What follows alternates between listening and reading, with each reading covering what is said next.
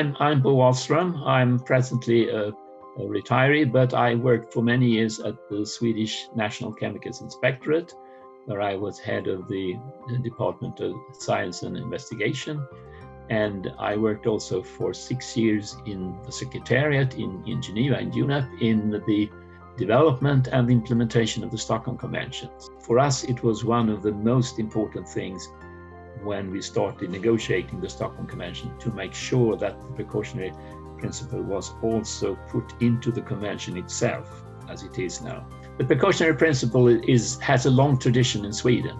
It actually goes back to one of the laws, the law on chemicals in 1973, where it says that the uncertainty about the risk of a chemical has to be paid by the producer and not by the user. The most remarkable case in Sweden, at least to my knowledge, is PCB, which was discovered in 1966 by Søren Jensen, a Danish scientist working at the Stockholm University. And he found PCBs in eagles, where it shouldn't be, because PCB was to be a chemical that has to be enclosed in transformers and other things. But then it was out in the environment, and it shouldn't be there. So the government acted already in 1969 with the first regulation of PCB. When very little was known about the risks of PCBs, they acted on the precautionary principle. It was a chemical that should not be in the environment.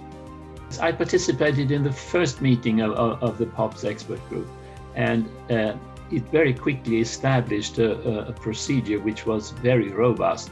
And this was a strange group because it was supposed to have 3 meetings, and it finished its task in 2 meetings. So I think that's extraordinary for an international process.